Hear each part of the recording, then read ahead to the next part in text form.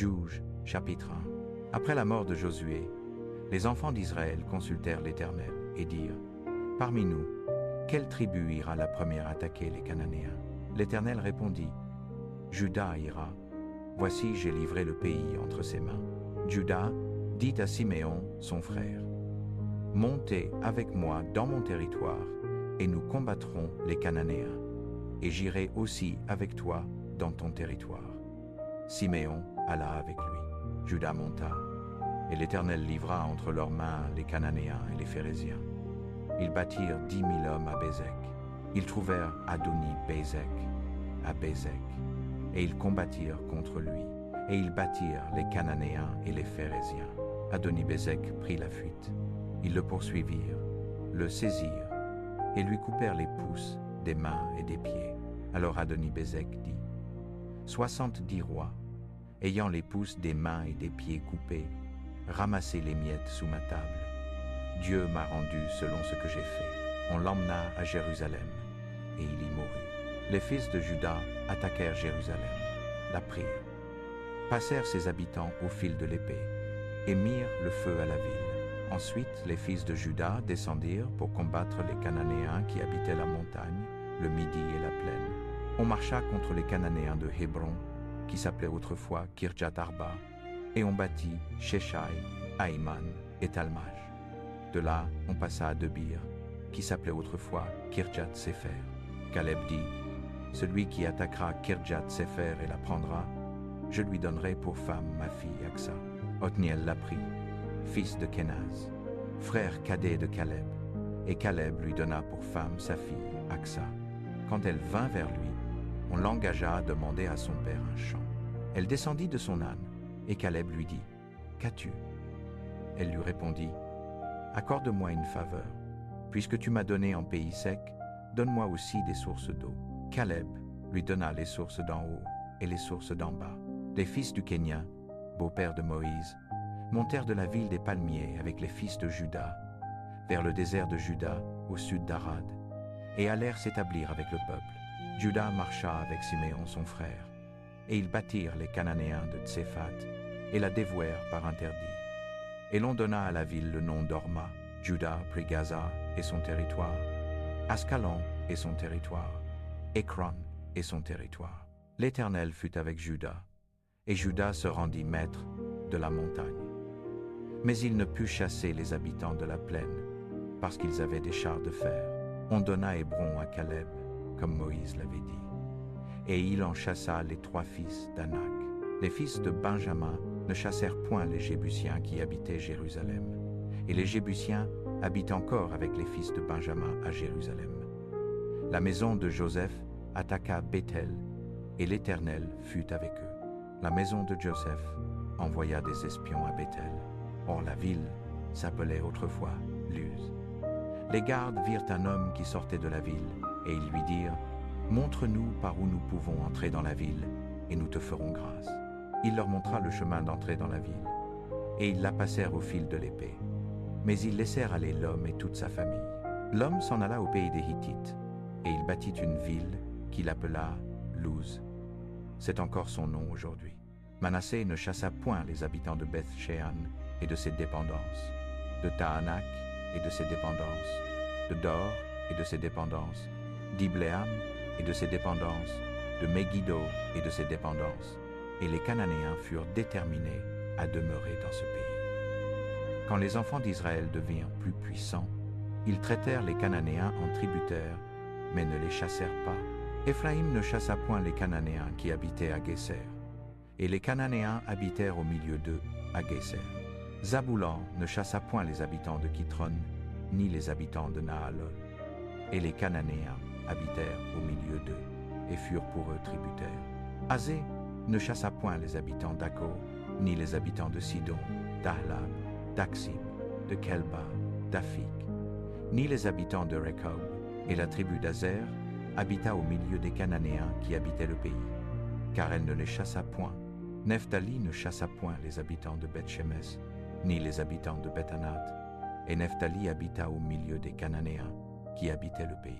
Mais les habitants de Beth-Shemesh et de Beth-Anath lui furent tributaires.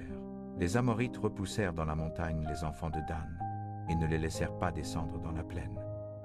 Les Amorites furent déterminés à demeurer à Har-Hérès, à Ajalon et à Chalbim. Mais la main de la maison de Joseph prévalut contre les Amorites, qui habitèrent à Chalbim, et ils furent forcés par les fils d'Israël à travailler pour eux. La frontière des Amorites allait depuis la montée d'Akrabim, depuis Séla et en remontant. Juge chapitre 2. Un envoyé de l'Éternel monta de Gilgal à Bokim et dit: Je vous ai fait monter hors d'Égypte, et je vous ai amené dans le pays que j'ai juré à vos pères de vous donner. J'ai dit: Jamais je ne romprai mon alliance avec vous. Et vous, vous ne traiterez point alliance avec les habitants de ce pays. Vous renverserez leurs autels, mais vous n'avez point obéi à ma voix. Pourquoi avez-vous fait cela? J'ai dit alors: Je ne les chasserai point devant vous, mais ils seront à vos côtés, et leurs dieux vous seront un piège. Lorsque l'envoyé de l'Éternel eut dit ces paroles à tous les enfants d'Israël, le peuple éleva la voix et pleura. Ils donnèrent à ce lieu le nom de Bokim, et ils y offrirent des sacrifices à l'Éternel. Josué renvoya le peuple, et les enfants d'Israël allèrent chacun dans son héritage pour prendre possession du pays.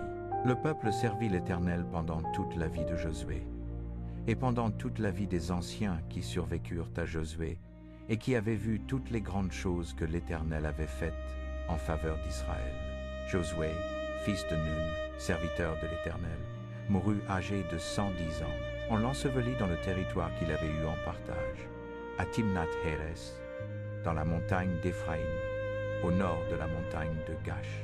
Toute cette génération fut recueillie auprès de ses pères, et il s'éleva après elle une autre génération qui ne connaissait point l'Éternel, ni ce qu'il avait fait en faveur d'Israël.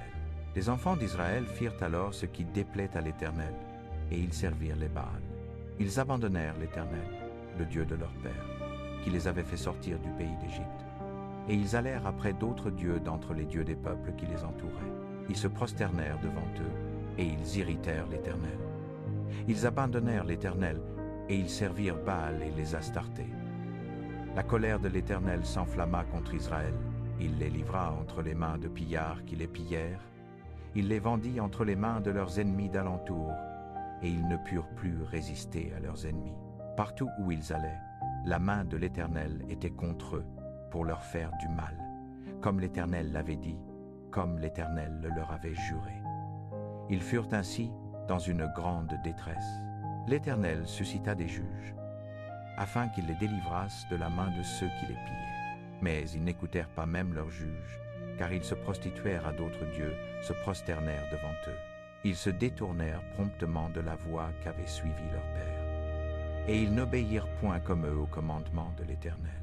Lorsque l'Éternel leur suscitait des juges, l'Éternel était avec le juge, et il les délivrait de la main de leurs ennemis pendant toute la vie du juge.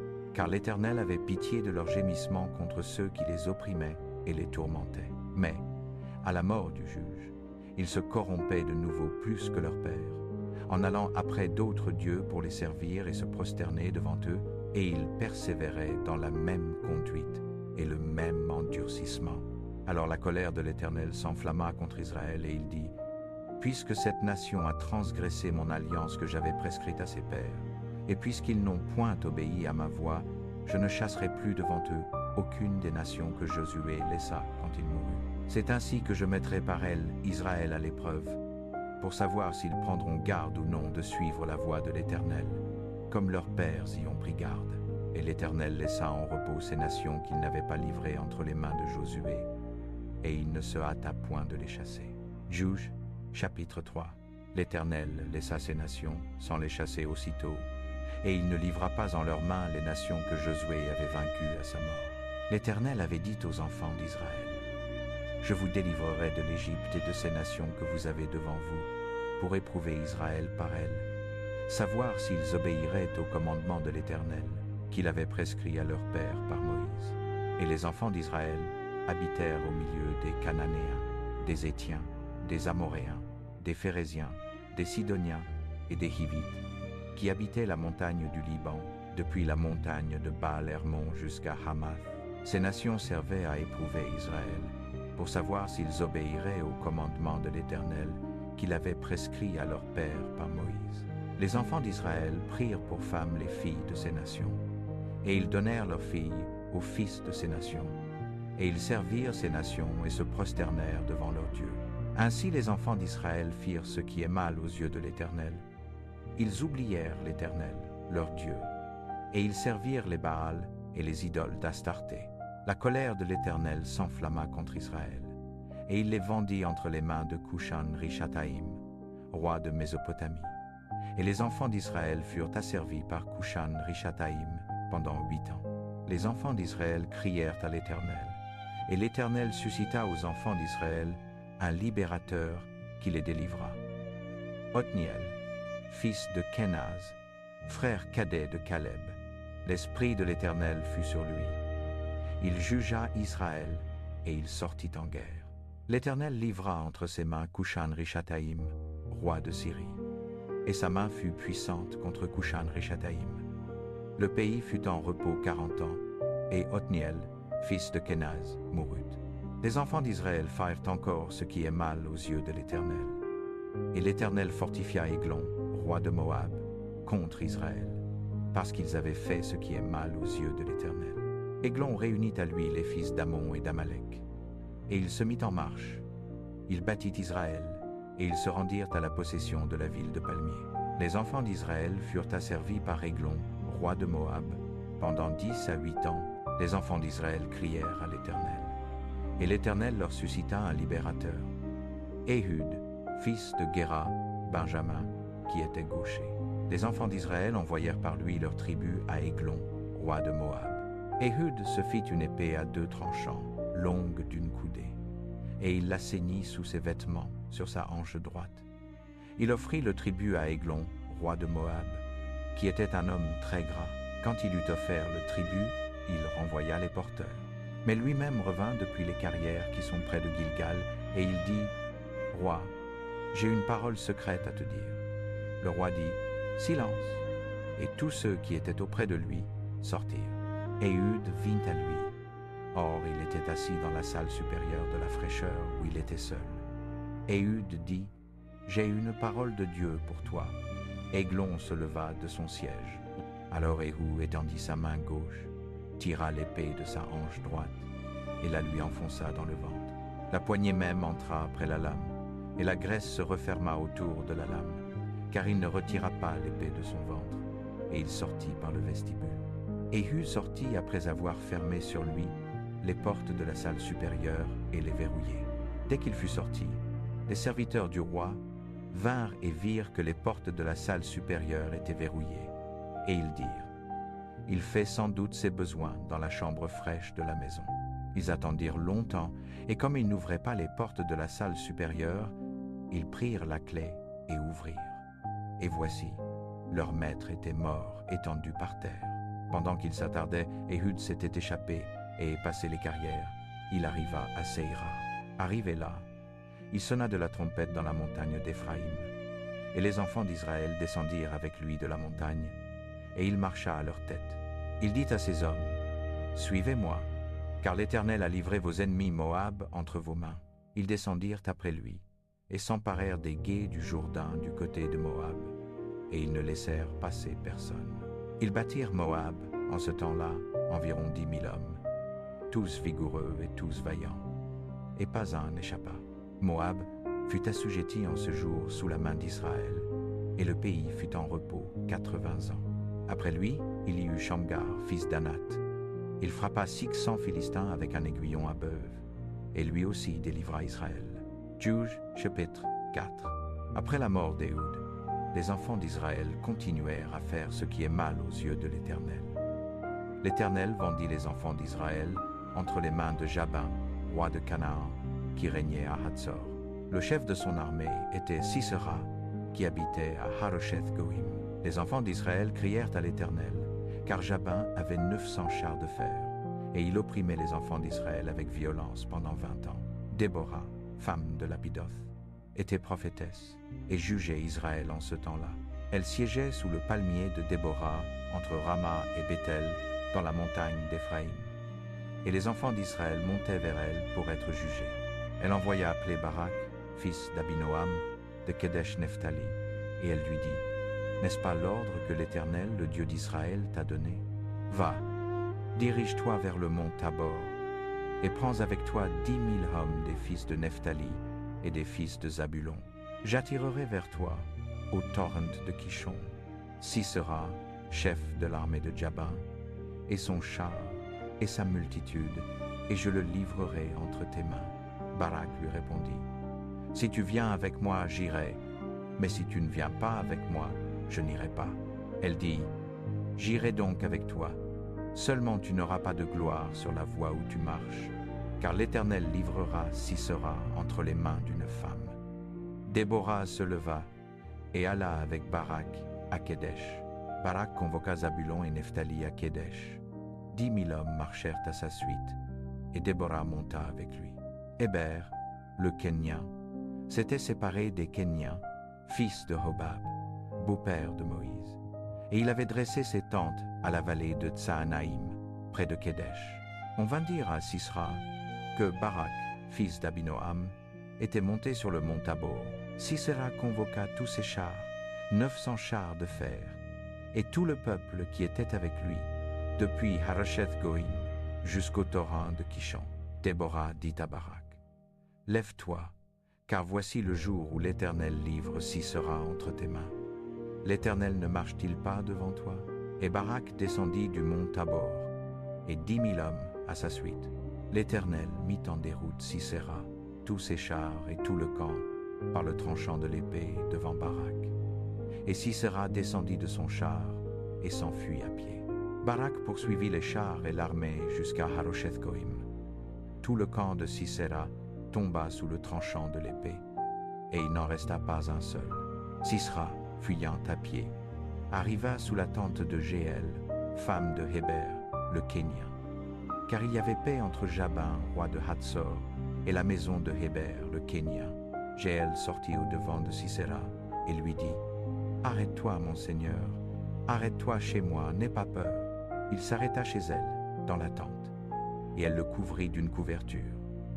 Il lui dit, « Donne-moi un peu d'eau à boire, car j'ai soif. » Elle ouvrit une outre de lait, lui donna à boire et le couvrit. Il lui dit, « Tiens-toi à l'entrée de la tente, et si quelqu'un vient et te demande, « Y a-t-il ici quelqu'un ?»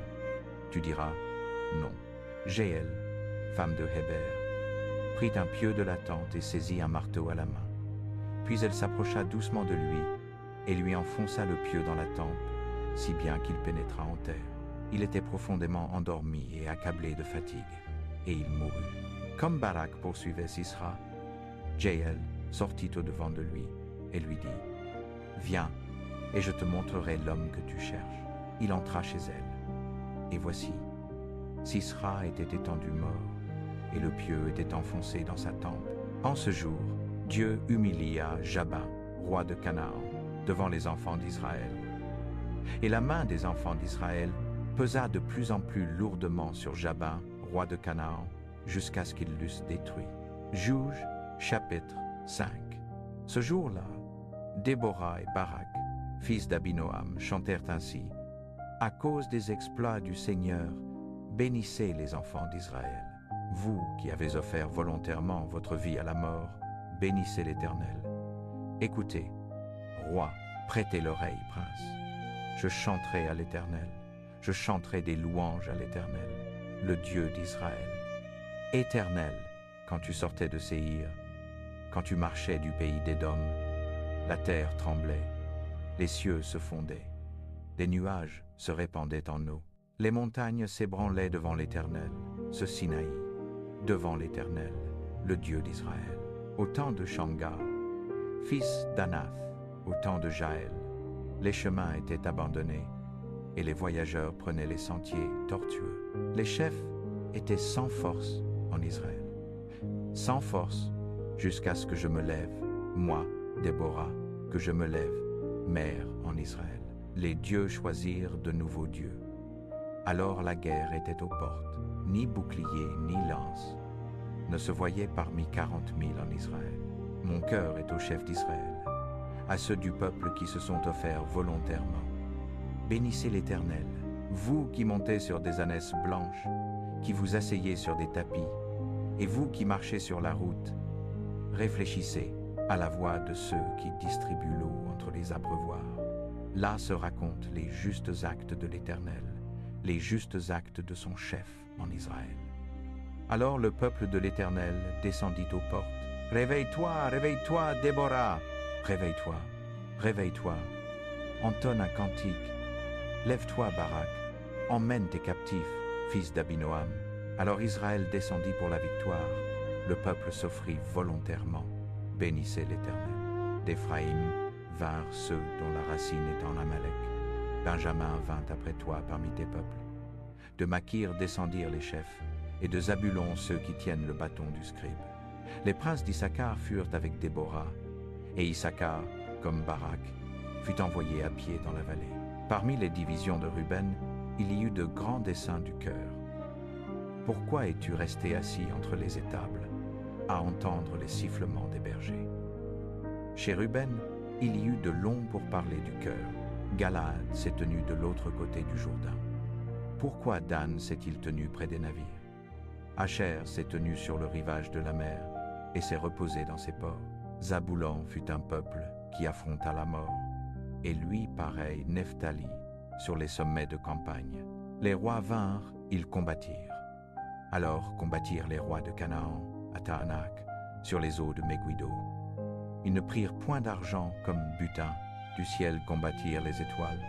De leur sentier ils combattirent Sisera. Le torrent de Kison les balaya. Le torrent d'autrefois, le torrent de Kison. Marche, mon âme, avec force. Alors les sabots des chevaux retentirent par le galop de leurs coursiers. Maudit soit Mérose, a dit l'ange de l'Éternel. Maudit, maudit en soient ses habitants, car ils ne sont pas venus au secours de l'Éternel, contre les héros. Béni soit Jaël, la femme de Héber, le Kénien, béni entre toutes les femmes qui habitent sous les tentes. Il demanda de l'eau, et elle donna du lait. Elle lui présenta de la crème dans un plat de noble. Elle avança la main vers le pieu, et la droite vers le marteau des travailleurs. Et elle en frappa Sisera, lui fracassa la tête, lui brisa la tempe. Il s'affaissa, il tomba à ses pieds. Il s'affaissa, il tomba. Là où il s'affaissa, là il tomba mort. La mère de Sisera regarde par la fenêtre et s'écrie en pleurant.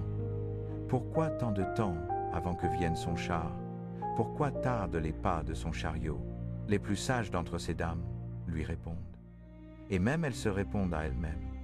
Ne sont-ils pas occupés à partager le butin? On donne à chaque guerrier une fille ou deux. Les vêtements de couleur sont le butin de Sisera. Le butin de vêtements de couleur brodée, en deux pour le cou du vainqueur. Que tous tes ennemis périssent de la sorte éternelle. Mais que ceux qui t'aiment soient comme le soleil quand il se lève dans sa force. Et le pays fut en repos pendant 40 ans. Chapitre 6 des Juges. Il y eut la paix en Israël pendant environ 40 ans.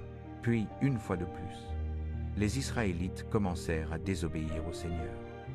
Alors il laissa la nation de Madian dominer Israël pendant 7 ans. Les Madianites étaient si cruels que beaucoup d'Israélites fuirent dans les montagnes et se cachèrent dans des grottes. Chaque fois que les Israélites semaient des récoltes, les Madianites envahissaient Israël, accompagnés des Amalécites et d'autres nations de l'Est. Ils arrivaient sur leurs chameaux, dressaient leurs tentes, puis laissaient leur bétail manger les récoltes jusqu'à la ville de Gaza. Les Madianites volaient la nourriture, les moutons, les bovins et les ânes.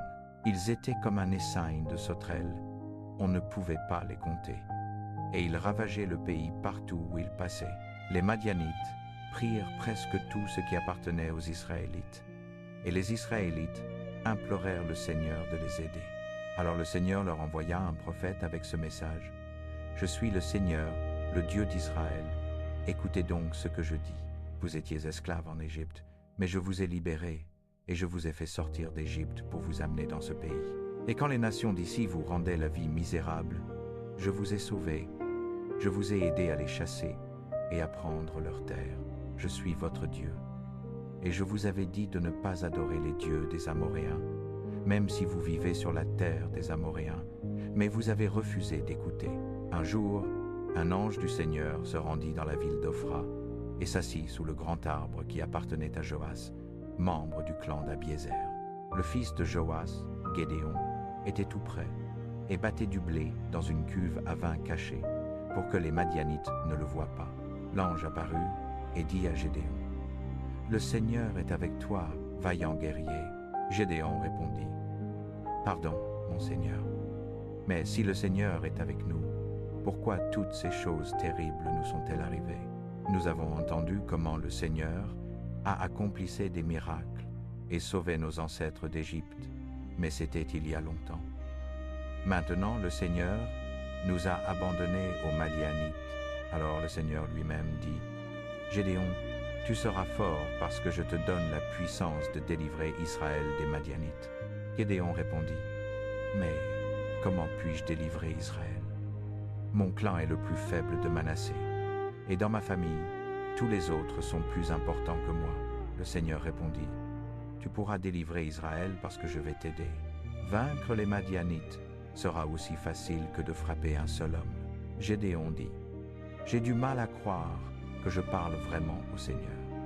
Fais quelque chose, je t'en prie, pour que je sache que c'est bien toi, et attends-moi ici jusqu'à ce que je t'apporte une offrande. » « D'accord, je vais attendre, » répondit le Seigneur. Gédéon rentra chez lui, tua un chevreau, puis fit bouillir la viande. Ensuite, il ouvrit un grand sac de farine et en fit du pain sans levain.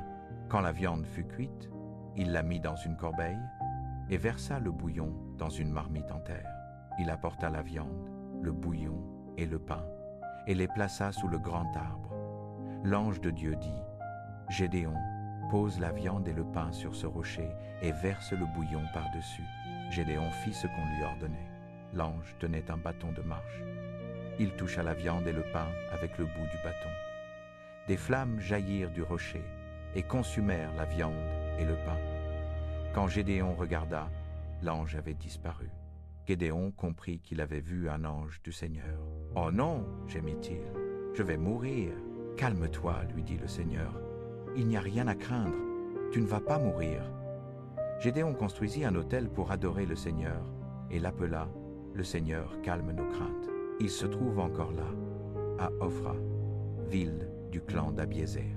Cette nuit-là, le Seigneur parla de nouveau à Gédéon: « Prends le deuxième meilleur taureau de ton père, celui qui a 7 ans. Utilise-le pour renverser l'autel où ton père adore Baal, et coupe le poteau sacré qui est à côté.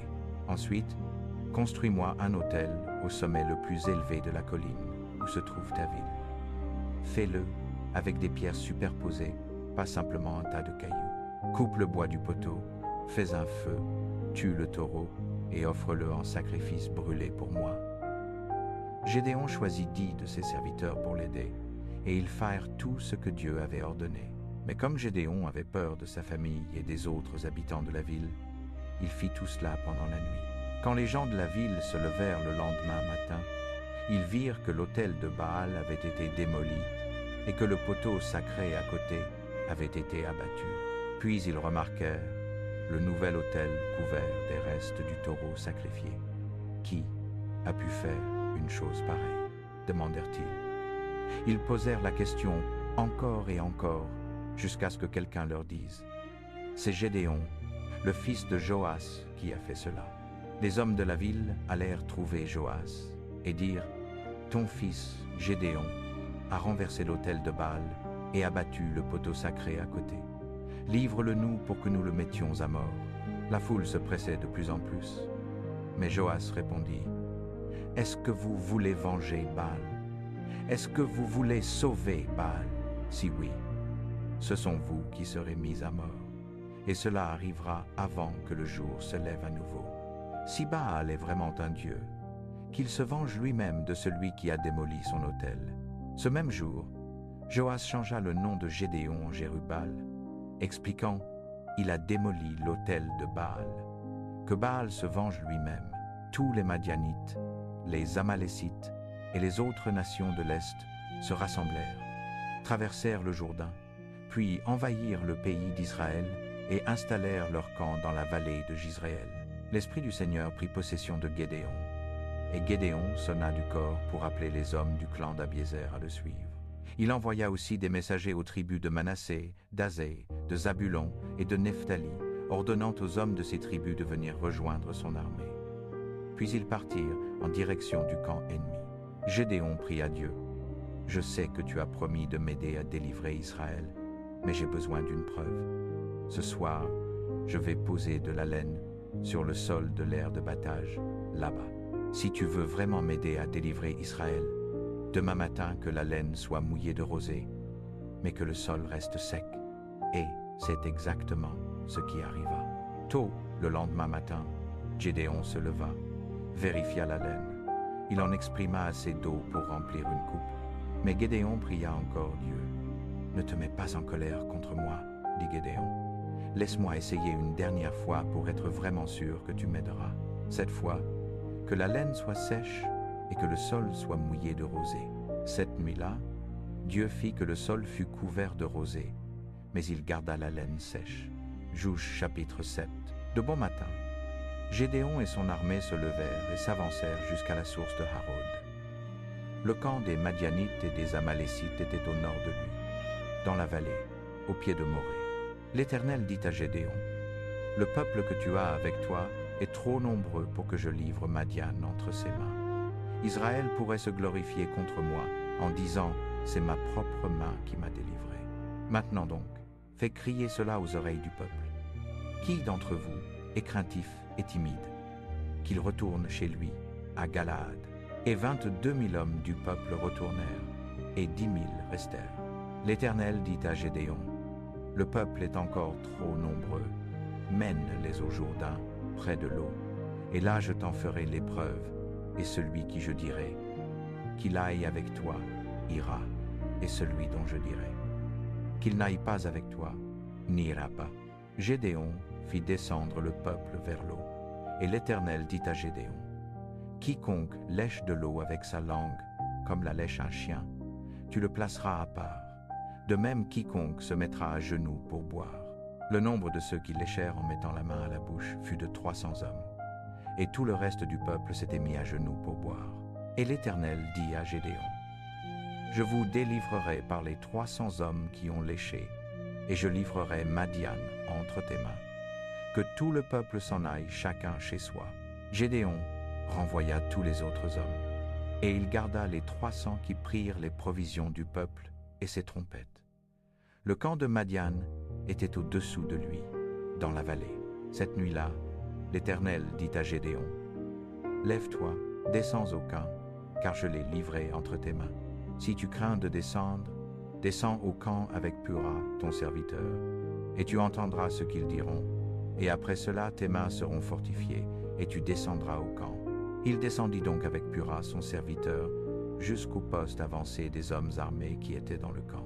Madian, Amalek et tous les fils de l'Orient couvraient la vallée comme une multitude de sauterelles, et leurs chameaux étaient innombrables, comme le sable qui est sur le bord de la mer. Gédéon arriva, et voici, un homme racontait à son compagnon un songe. « J'ai fait un songe, disait-il, et voici, un gâteau de pain d'orge roulait dans le camp de Madian. Il est venu heurter une tente. Et elle est tombée, elle s'est renversée sens dessus-dessous, et elle est restée à terre. » Son compagnon répondit, « Ce n'est autre chose que l'épée de Gédéon, fils de Joas, homme d'Israël. Dieu a livré Madian et tout le camp entre ses mains. » Dès que Gédéon eut entendu le récit du songe et son explication, il se prosterna, revint au camp d'Israël et dit, « Levez-vous, car l'Éternel livre le camp de Madian entre vos mains. » Il divisa en 3 corps les 300 hommes, et il leur donna à tous des trompettes et des cruches vides, dans lesquelles étaient des flambeaux. Et il dit à ces hommes, « Vous me verrez, et vous ferez comme je ferai. Voici ce que je ferai, et vous ferez de même. Quand je sonnerai de la trompette, moi et tous ceux qui seront avec moi, vous sonnerez aussi de la trompette tout autour de tout le camp, et vous direz, pour l'Éternel et pour Gédéon. » Gédéon et les 100 hommes qui étaient avec lui arrivèrent au bord du camp, au commencement de la veille du milieu, au moment où le premier tour de garde venait de prendre les armes. Ils sonnèrent de la trompette et brisèrent les cruches qu'ils tenaient à la main. Les 3 corps sonnèrent de la trompette, brisèrent les cruches, et tinrent la main sur les trompettes et l'autre sur les flambeaux. Et ils criaient « Épée pour l'Éternel et pour Gédéon !» Chacun se tenait en son rang autour du camp, et tout le camp se mit à courir, à crier et à fuir. Les 300 hommes sonnèrent de la trompette, et l'Éternel fit tourner l'épée de chacun contre son compagnon dans tout le camp. L'armée s'enfuit jusqu'à Beth-Shéta, en direction de Tserera, à l'extrémité d'Abel-Mekola, près de Taba. Les hommes d'Israël se rassemblèrent, ceux de Nephtali, d'Azé et de tout Manassé, et ils poursuivirent Madian. Gédéon envoya dans tout le pays d'Éphraïm des messagers qui dirent « Descendez au-devant de Madian, et saisissez-le devant les eaux de Beth-Bara et du Jourdain. » Tous les hommes d'Éphraïm se rassemblèrent, et ils saisirent les eaux de Beth-Bara et le Jourdain. Ils saisirent les 2 chefs de Madian, Oreb et Tseb. Ils tuèrent Oreb au rocher d'Oreb, et ils tuèrent Tseb au pressoir de Tseb. Ils poursuivirent Madian, et ils apportèrent les têtes d'Oreb et de Tseb à Gédéon de l'autre côté du Jourdain. Juge chapitre 8. Les hommes d'Éphraïm dirent à Gédéon « Pourquoi nous as-tu traités ainsi, de ne pas nous avoir appelés quand tu es parti pour combattre Madian ?» Et ils lui en firent de vifs reproches. Il leur répondit « Qu'ai-je donc fait maintenant en comparaison de vous? Les grappes d'Éphraïm ne valent-elles pas le raisin tout entier de la biézère? Dieu a livré entre vos mains les princes de Madian, Oreb et Tseb. Qu'ai-je pu faire en comparaison de vous? » Alors leur colère contre lui se calma, après qu'il eut dit ces paroles. Gédéon arriva au Jourdain et le passa, lui et les 300 hommes qui étaient avec lui, épuisés, mais poursuivant toujours. Il dit aux gens de Sukkot « Donnez, je vous prie, quelques pains aux hommes qui sont avec moi, car ils sont épuisés. Et je poursuis Zébach et Tsalmuna, rois de Madian. » Les chefs de Sukkot dirent « Zébach et Tsalmuna sont-ils maintenant entre tes mains pour que nous donnions du pain à ton armée ?» Gédéon dit « Eh bien, quand l'Éternel aura livré entre mes mains Zébach et Tsalmuna, je broierai votre chair avec des épines et des chardons du désert. » Il partit de là et s'avança vers Pénuel. Il parla de la même manière aux gens de ce lieu, qui lui répondirent comme avaient fait ceux de Sukkot. Il dit aussi aux gens de Pénuel « Quand je reviendrai en paix, je renverserai cette tour. » Zébach et Tsalmuna étaient à Karkor et leur armée avec eux, environ 15 000 hommes, tous ceux qui restaient de toute l'armée des fils de l'Orient, car il y en avait eu 120 000 hommes d'épée qui étaient morts. Gédéon monta par la route de ceux qui habitaient sous les tentes à l'orient de Nobak et de Jogbéha, et il frappa le camp ennemi qui se croyait en sûreté. Zébach et Tsalmuna prirent la fuite, mais on les poursuivit, et on les prit, eux et leurs 2 armées effrayées. Gédéon, fils de Joas, prit les 2 rois de Madian, Zébach et Tsalmuna, et mit en déroute tout le camp. Gédéon, fils de Joas, revint de la bataille par la montée de Hérès. Il saisit un jeune homme parmi les gens de Sukkoth et l'interrogea. Et ce jeune homme lui écrivit les chefs et les anciens de Sukkoth, 77 hommes. Gédéon se rendit chez les gens de Sukkoth et dit « Voici Zébach et Tsalmuna, au sujet desquels vous m'avez insulté quand vous disiez « Zébach et Tsalmuna sont-ils déjà entre tes mains pour que nous donnions du pain à tes hommes qui sont épuisés ?» Et il prit les anciens de la ville, et l'épinée, et les chardons du désert, avec lesquels il châtia les gens de Sukkoth. Il renversa la tour de Pénuel, et il tua les gens de la ville. Il dit à Zébach et à Tsalmuna, « Quel était l'aspect des hommes que vous avez tués à Thabour ?» Ils répondirent, « Ils étaient comme toi. On eût dit des fils de rois. » Il dit, « C'étaient donc mes frères, fils de ma mère. L'Éternel est vivant. Si vous les eussiez laissés vivre, je ne vous aurais pas tués. » Et il dit à Géder, son premier-né, « Lève-toi, tue-les. » Mais Géder ne tira point son épée, car il avait peur, n'étant qu'un jeune homme. Zébach et Tsalmuna dirent, « Lève-toi toi-même et frappe-nous, car un homme vaut l'autre. » Et Gédéon se leva et tua Zébach et Tsalmuna. Il prit les croissants que leurs chameaux portaient au cou. Les hommes d'Israël dirent à Gédéon, « domine sur nous, toi et ton fils, et le fils de ton fils, car tu nous as délivrés de la main de Madian. Gédéon répondit, je ne dominerai point sur vous, et mes fils ne domineront point sur vous. C'est l'Éternel qui dominera sur vous. Gédéon dit, je vous demande une chose, donnez-moi chacun les boucles d'or de ses dépouilles. Les Ismaélites portaient en effet des boucles d'or, parce qu'ils étaient Ismaélites. Ils dirent, nous te les donnons volontiers, et ils étendirent un manteau, et chacun y jeta une boucle de ses dépouilles. Le poids des boucles d'or qu'il demanda fut de 1700 cycles d'or, sans les croissants, les pendants d'oreilles et les vêtements de pourpre que portaient les rois de Madian, et sans les colliers qui ornaient les cous de leurs chameaux. Gédéon en fit un éphod, et il le plaça dans sa ville, à Ophra. Tout Israël se prostitua là après cet éphod, qui devint un piège pour Gédéon et sa maison. Madian fut ainsi humilié devant les enfants d'Israël, et ne leva plus la tête, et le pays fut en repos pendant 40 ans, au jour de Gédéon.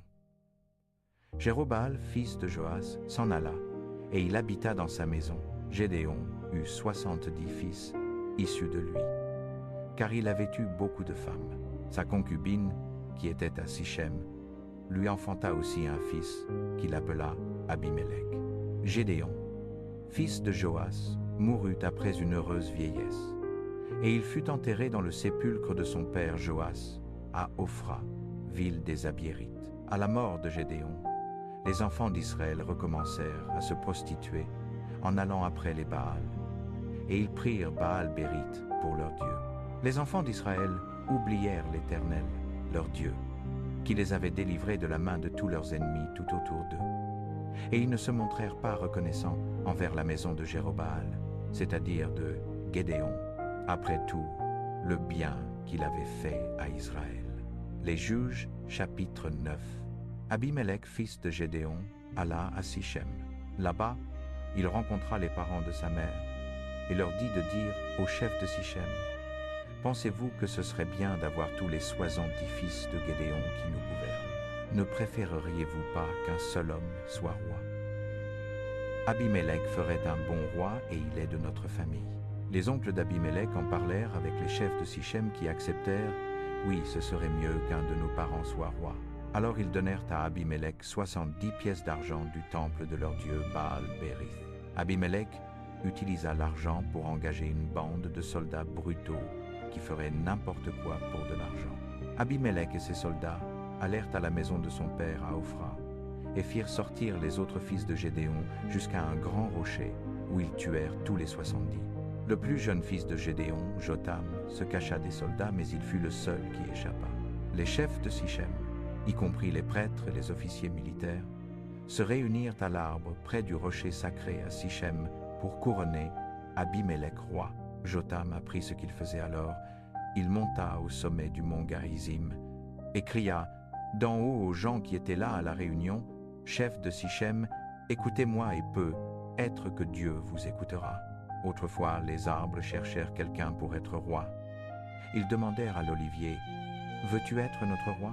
Mais l'olivier répondit, « Mon huile apporte de l'honneur aux gens et aux dieux. Je n'arrêterai pas de produire de l'huile juste pour avoir mes branches qui agitent au-dessus des autres arbres. » Ensuite, ils demandèrent au figuier, « Veux-tu être notre roi ?» Mais le figuier répondit, « Je n'arrêterai pas de produire mes fruits délicieux juste pour avoir mes branches qui agitent au-dessus des autres arbres. » Ensuite, ils demandèrent à la vigne, « Veux-tu être notre roi ?» Mais la vigne répondit, « Mon vin apporte de la joie aux gens et aux dieux.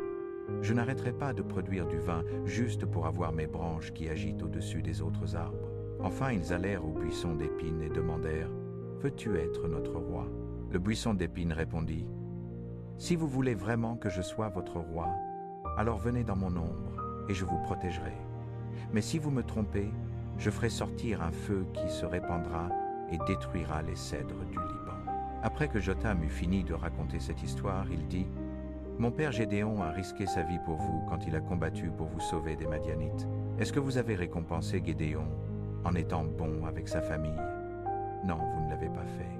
Vous avez attaqué sa famille et tué tous les 70 de ses fils sur ce rocher. Et était-ce juste de faire d'Abimélec votre roi? Il n'est que le fils de l'esclave de mon père, mais juste parce qu'il est votre parent, vous l'avez fait roi de Sichem. Alors vous, chef de Sichem, si vous avez traité Gédéon et sa famille comme vous auriez dû alors, j'espère que vous et Abimélec vous rendrez très heureux l'un l'autre. Mais si c'était mal de traiter Gédéon et sa famille comme vous l'avez fait, alors je prie pour qu'Abimélec vous détruise avec le feu, et je prie pour que vous fassiez la même chose à lui. Jotham s'enfuit et alla vivre dans la ville de Bir, où il pouvait être en sécurité loin de son frère Abimélec. Abimélec avait été commandant militaire d'Israël pendant 3 ans, quand Dieu décida de le punir, lui et les chefs de Sichem, pour avoir tué les 70 fils de Gédéon. Alors Dieu tourna les chefs de Sichem contre Abimélec. Ils envoyèrent des hommes se cacher sur les sommets des collines pour surveiller Abimélec et ses troupes, tandis qu'ils envoyèrent d'autres voler tous ceux qui passaient sur la route. Mais Abimélec découvrit ce qu'il faisait. Un jour, Gaal, fils d'Ebed, alla vivre à Sichem. Ses frères s'y installèrent aussi, et bientôt les chefs de Sichem commencèrent à lui faire confiance. Le temps de la récolte des raisins arriva, et les gens de Sichem allèrent dans leurs vignes et cueillirent les raisins. Ils mirent les raisins dans leur cuve à vin et marchèrent dessus pour en extraire le jus afin de faire du vin. Puis ils allèrent dans le temple de leur Dieu et firent une grande fête. Il y avait beaucoup de nourriture et de boissons. Et bientôt, ils maudissaient Abimélec. Gaal dit: « C'est Sichem qui était le fondateur, et un de ses descendants devrait être notre dirigeant. Mais le père d'Abimélec était Gédéon. Donc, Abimélec n'est pas vraiment un des nôtres. Il ne devrait pas être notre roi, et nous ne devrions pas avoir à lui obéir, ni à Zébul qui gouverne Sichem pour lui. Si j'étais le dirigeant de Sichem, je me débarrasserais de cet Abimélec. Je lui dirais: rassemble une armée encore plus grande, et nous te vaincrons quand même. » Zébul fut en colère quand il apprit ce que Gaal avait dit, et il envoya des messagers à Abimélec. Mais ils durent prétendre faire autre chose, sinon ils n'auraient pas été autorisés à quitter Sichem. Zébul dit aux messagers de dire: « Gaal, fils d'Ebed, est venu à Sichem avec ses frères, et ils ont persuadé les gens de laisser Gaal gouverner Sichem au lieu de toi. Voici ce que je pense que tu devrais faire. Amène ton armée ici pendant la nuit, et cache-toi dans les champs. Lève-toi le lendemain matin au lever du soleil, et sors rapidement de tes cachettes pour attaquer la ville. Gaal et ses partisans sortiront pour te combattre, mais tu les vaincras facilement. » Alors une nuit, Abimélec amena ses soldats à Sichem. Il les divisa en 4 groupes, et ils se cachèrent tous près de la ville. Le lendemain matin, Gaal sortit, et se tint à l'entrée de la porte de la ville.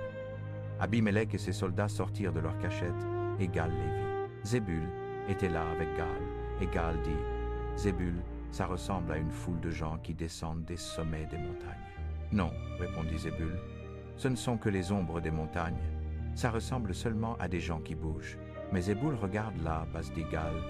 Il y a une foule qui descend de la montagne sacrée, et un autre groupe arrive le long de la route depuis l'arbre où les gens parlent avec les esprits des morts. Alors Zébul répondit: « À quoi sert toute ta vantardise maintenant? C'est toi qui disais qu'Abimélec ne devrait pas être le dirigeant de Sichem. Là dehors, il y a l'armée dont tu te moquais à leur sort et combalais. » Gaal et les chefs de Sichem sortirent et combattirent Abimélec. Bientôt les gens de Sichem firent demi-tour et coururent de nouveau dans la ville. Mais Abimélec et ses troupes étaient juste derrière et tuèrent beaucoup d'entre eux en chemin.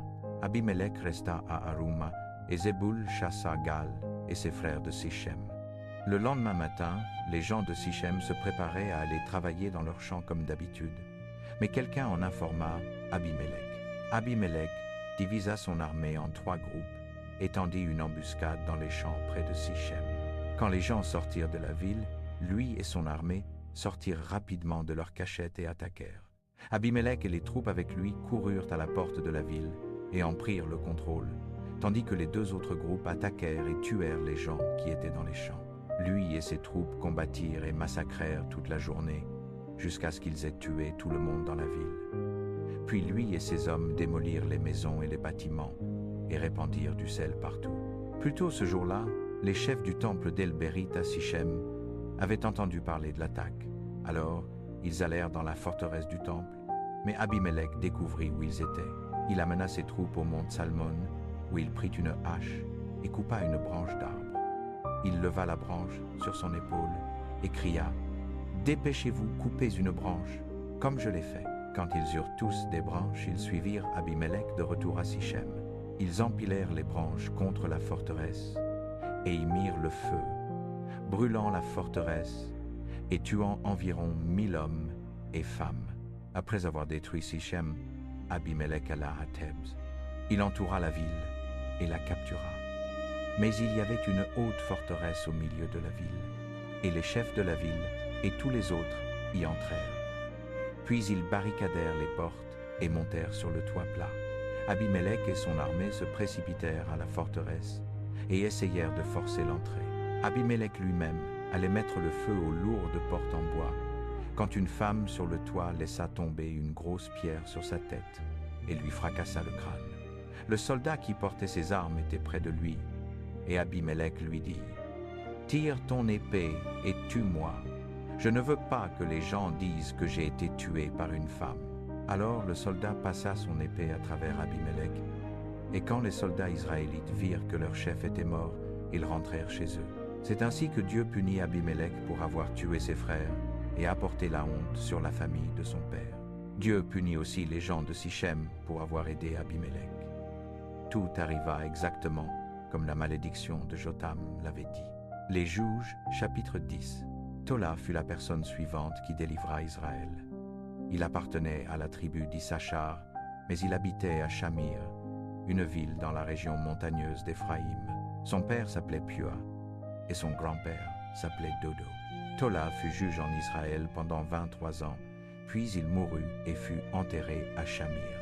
Le juge suivant d'Israël fut Jaïr, qui habitait en Galade. Il fut juge pendant 22 ans. Il avait 30 fils, et chaque fils avait son propre mulet et dirigeait une ville en Galade. Ces 30 villes sont encore appelées les Havot Jaïr. Quand il mourut, il fut enterré dans la ville de Kamon. Peu de temps après, les Israélites recommencèrent à désobéir au Seigneur en adorant Baal, Astarté, et les dieux de Syrie, de Sidon, de Moab, des Ammonites et des Philistins. Le Seigneur se mit en colère contre Israël et décida de laisser les Philistins et les Ammonites les conquérir. La même année où Jaïr mourut, l'armée d'Israël fut écrasée par ces deux nations. Pendant 10 à 8 ans, les Ammonites furent cruels envers les Israélites qui vivaient en Galade, la région à l'est du Jourdain, qui avait autrefois appartenu aux Amoréens. Ensuite, les Ammonites commencèrent à traverser le Jourdain et à attaquer les tribus de Juda, de Benjamin et d'Éphraïm. La vie devint insupportable pour les Israélites. Ils supplièrent le Seigneur de les aider et confessèrent « Nous avons été infidèles envers toi, notre Seigneur. Nous avons cessé de t'adorer et nous avons commencé à adorer les idoles de Baal. » Le Seigneur répondit « Dans le passé, quand vous veniez pleurer devant moi pour que je vous aide, je vous ai délivré. À un moment ou à un autre, je vous ai délivré des Égyptiens, des Amoréens, des Ammonites, des Philistins, des Sidoniens, des Amalécites et des Maonites, mais je ne vous délivrerai plus désormais. Vous m'avez abandonné et vous êtes allés adorer d'autres dieux. Si vous êtes dans une si grande détresse, allez donc pleurer devant eux pour qu'ils vous aident. » Les Israélites reconnurent « Nous avons été infidèles. Si nous devons être punis, punis-nous toi-même. Mais s'il te plaît, délivre-nous des Ammonites. » Alors les Israélites se débarrassèrent des idoles des dieux étrangers et recommencèrent à adorer uniquement le Seigneur. Finalement, arriva un moment où le Seigneur ne supporta plus de les voir souffrir. Les chefs des Ammonites réunirent leurs soldats et les conduisirent en Galade, où ils établirent leur camp. Les Israélites se rassemblèrent à Mitzpa et établirent leur camp là aussi. Les chefs de Galade se demandèrent entre eux « Qui peut conduire l'attaque contre les Ammonites ?» Puis ils décidèrent « Si nous trouvons quelqu'un capable de conduire l'attaque, nous le ferons chef de tout Galade. » Chapitre 11 des Juges. Les anciens du clan de Galade décidèrent d'aller chercher un vaillant guerrier nommé Jephthé, fils de Galade, pour qu'il dirige l'attaque contre les Ammonites. Bien que Jephthé appartînt au clan de Galade, il avait autrefois été chassé de la région où il vivait. Jephthé était le fils d'une prostituée, tandis que ses demi-frères étaient les fils de la femme légitime de son père. Un jour, ses demi-frères lui avaient dit « Tu ne fais pas vraiment partie de notre famille, tu n'auras donc aucune part à l'héritage familial. » Puis il l'avait forcé à quitter la maison. Jephthé s'était alors rendu au pays de Tob, où s'était joint à lui un certain nombre d'hommes prêts à tout pour de l'argent. Les anciens de Galaad allèrent donc trouver Jephthé et lui dirent « Reviens avec nous à Galaad, s'il te plaît. Si tu diriges notre armée, nous pourrons repousser les Ammonites. » Jephthé répondit « Ne m'avez-vous pas haï? N'êtes-vous pas ceux qui m'ont forcé à quitter la maison de mon père? Vous venez me chercher maintenant seulement parce que vous êtes dans l'embarras. Mais nous voulons vraiment que tu reviennes, dirent les anciens. Et si tu nous conduis au combat contre les Ammonites, nous te ferons chef de tout Galaad. » D'accord, dit Jephthé. Mais si je repars avec vous et que le Seigneur me donne la victoire sur les Ammonites, est-ce que vous me ferez vraiment votre chef? Tu as notre parole, répondirent les anciens. Et le Seigneur est témoin de ce que nous disons. Jephthé repartit donc avec les anciens de Galaad à Mispa. Le peuple de Galaad se rassembla au lieu de culte et proclama Jephthé chef et commandant. Jephthé prononça aussi des promesses solennelles devant le Seigneur. Après la cérémonie, Jephthé envoya des messagers au roi des Ammonites pour lui dire « Que me veux-tu? Tu as envahi mon pays. Pourquoi ?» Le roi des Ammonites répondit « Dis à Jephthé que ce territoire m'appartient réellement, depuis l'Arnon au sud jusqu'au Jabbok au nord, et à l'ouest jusqu'au Jourdain. Quand les Israélites sont sortis d'Égypte, ils me l'ont volé. Dis-lui de me le rendre, et il n'y aura pas de guerre. » Jephthé renvoya les messagers au roi des Ammonites, et ils lui transmirent ce que Jephthé avait déclaré. Israël n'a pris aucun territoire ni à Moab ni à Ammon. Quand les Israélites sont sortis d'Égypte, ils ont marché dans le désert jusqu'à la mer Rouge, puis jusqu'à Kadès. Ils ont envoyé des messagers au roi d'Édom en disant « Laisse-nous, s'il te plaît, traverser ton pays. » Mais le roi d'Édom a refusé. Ils ont aussi envoyé des messagers au roi de Moab, mais lui non plus n'a pas permis qu'il traverse son pays. Les Israélites sont donc restés à Kadès. Un peu plus tard, ils ont repris leur route dans le désert, contournant Édom et Moab par l'est, et ils ont campé sur la rive orientale du torrent de l'Arnon. L'Arnon forme la frontière orientale de Moab. Comme les Israélites ne l'ont pas traversé, ils n'ont même pas mis le pied en Moab. Les Israélites ont envoyé des messagers au roi amoréen Sihon de Heshbon en disant « Laisse notre peuple traverser ton pays pour atteindre notre propre territoire. » Mais Sihon n'a pas fait confiance aux Israélites. Il a rassemblé toute son armée, a installé son camp à Jahaz, puis a attaqué le camp israélite. Le Seigneur, Dieu d'Israël, a cependant livré Sihon et toute son armée entre les mains d'Israël. Israël a pris possession de tout le pays des Amoréens qui habitaient cette région, depuis l'Arnon au sud jusqu'au Jabbok au nord, et depuis le désert à l'est jusqu'au Jourdain à l'ouest. Les messagers dirent encore au roi des Ammonites que Jephthé avait déclaré « Le Seigneur, le Dieu d'Israël, a chassé les Amoréens devant son peuple Israël et lui a donné leur pays. Penses-tu maintenant que tu vas pouvoir t'en emparer? Si Kémosh, ton Dieu, conquiert un pays et te le donne, ne vas-tu pas le garder? De même, le pays que le Seigneur notre Dieu conquiert devant nous nous appartient. Es-tu meilleur que Balak, fils de Sippor, roi de Moab? Lui n'a jamais contesté quoi que ce soit à Israël ni ne lui a fait la guerre. Pendant 300 ans, les Israélites ont habité Heshbon, Aroer et les villages voisins, ainsi que toutes les villes le long du torrent de l'Arnon. Si ce territoire vous appartenait vraiment, à vous, Ammonites, pourquoi avez-vous attendu jusqu'à présent pour essayer de le reprendre? Moi, je ne t'ai fait aucun mal, mais toi, tu agis très mal en me faisant la guerre. Que le Seigneur, le juge suprême, décide aujourd'hui entre les Israélites et les Ammonites. » Mais le roi des Ammonites ne tint aucun compte du message de Jephthé. Alors l'Esprit du Seigneur vint sur Jephthé. Jephthé parcourut Galaad et Manassé pour lever une armée. Enfin, il arriva à Mispa de Galaad. Là, il fit ce vœu au Seigneur. « Si tu livres les Ammonites entre mes mains et que je revienne sain et sauf, La première personne qui sortira de ma maison à Mispa pour venir à ma rencontre t'appartiendra. Je te l'offrirai en holocauste. » Jephthé marcha contre les Ammonites, et le Seigneur les livra entre ses mains. Jephthé et son armée détruisirent 20 villes, depuis Aroër jusqu'à Minite et jusqu'à Abel-Kéramim. Après cela, les Ammonites ne purent plus envahir Israël. Quand Jephthé revint à sa maison à Mispa, voici que sa fille sortit à sa rencontre, jouant du tambourin et dansant de joie pour célébrer sa victoire. C'était son unique enfant. À cette vue, Jephthé déchira ses vêtements et s'écria « Hélas, ma fille, tu me brises le cœur. J'ai fait un vœu solennel au Seigneur, et je dois le tenir. Tu es la première à sortir à ma rencontre. » Elle lui répondit « Mon père, tu as fait un vœu solennel au Seigneur, et il t'a donné la victoire sur les Ammonites. Fais-moi donc ce que tu as promis, même si cela signifie ma mort. Mais permets-moi d'abord d'aller 2 mois errer dans les montagnes avec mes amis.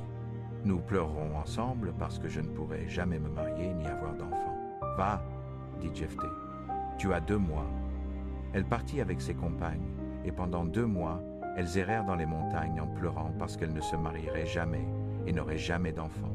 Au bout des 2 mois, elle revint vers son père. Il accomplit le vœu qu'il avait prononcé, et elle ne connut jamais d'homme.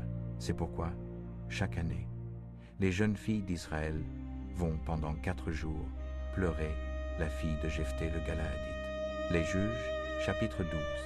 Les hommes de la tribu d'Éphraïm réunirent une armée et traversèrent le Jourdain jusqu'à Tsaphon pour rencontrer Jephthé. Ils lui dirent « Pourquoi es-tu allé faire la guerre contre les Ammonites sans nous demander de t'aider?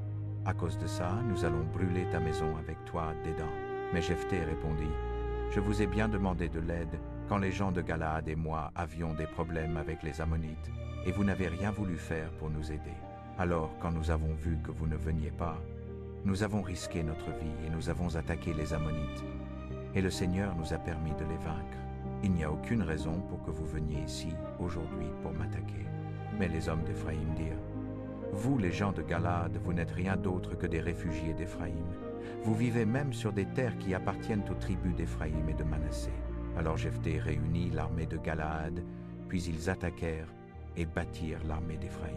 L'armée de Galaad posta aussi des gardes à tous les endroits où les soldats d'Éphraïm pouvaient traverser le Jourdain pour rentrer chez eux. Chaque fois qu'un homme d'Éphraïm essayait de traverser le fleuve, les gardes lui disaient « Es-tu d'Éphraïm » ?« Non, répondait l'homme, je ne suis pas d'Éphraïm. » Les gardes lui disaient alors de prononcer « Shébeleth » parce qu'ils savaient que les gens d'Éphraïm pouvaient dire « Sébeleth » mais pas Shébeleth. Si l'homme disait « Siboleth », les gardes le saisissaient et le tuaient sur place. Au total, 42 000 hommes d'Éphraïm furent tués dans la bataille et au Jourdain. Jephthé fut chef d'Israël pendant 6 ans, avant de mourir et d'être enterré dans sa ville natale de Mitzpa en Galaad. Ibsan, le chef suivant d'Israël, venait de Bethléem. Il avait 30 fils et 30 filles, et il les laissa tous se marier en dehors de son clan. Ibsan fut chef pendant 7 ans avant de mourir et d'être enterré à Bethléem. Élon, de la tribu de Zabulon, fut le chef suivant d'Israël. Il fut chef pendant 10 ans avant de mourir et d'être enterré à Ayalon, qui appartenait à la tribu de Zabulon. Abdon, fils de Hillel, fut le chef suivant d'Israël. Il avait 40 fils et 30 petits-fils, et chacun d'eux avait son propre âne. Abdon fut chef pendant 8 ans avant de mourir et d'être enterré dans sa ville natale de Pirathon, qui se trouve dans la région montagneuse d'Éphraïm, où vivaient autrefois les Amalécites. Les Juges, chapitre 13. Une fois de plus, les Israélites recommencèrent à désobéir au Seigneur. Alors il laissa les Philistins dominer Israël pendant 40 ans. Un homme nommé Manoah, de la tribu de Dan, habitait la ville de Tsoréa. Sa femme ne pouvait pas avoir d'enfant. Mais un jour, un ange du Seigneur lui apparut et dit « Tu n'as jamais pu avoir d'enfant, mais très bientôt tu seras enceinte et tu auras un fils. Il appartiendra à Dieu dès le jour de sa naissance. Alors ses cheveux ne devront jamais être coupés, et même avant qu'il naisse, tu ne devras boire ni vin, ni bière, ni manger aucun aliment interdit par les lois de Dieu. Ton fils commencera à délivrer Israël des Philistins. » La femme alla trouver Manoah et dit « Un prophète qui avait l'air d'un ange de Dieu est venu me parler. J'ai eu tellement peur que je n'ai même pas demandé d'où il venait. Il ne m'a pas dit son nom, mais il a dit que je vais avoir un petit garçon. Je ne dois boire ni vin, ni bière, ni manger aucun aliment interdit par les lois de Dieu. Notre fils appartiendra à Dieu toute sa vie. Alors Manoah pria, « Seigneur, s'il te plaît, renvoie cet homme de Dieu, et qu'il nous dise ce que nous devrons faire pour l'enfant que nous allons avoir. » Dieu écouta la prière de Manoah, et l'ange revint trouver la femme de Manoah pendant qu'elle se reposait dans les champs. Manoah n'était pas là à ce moment-là. Alors elle courut le chercher et dit, « Le même homme est revenu.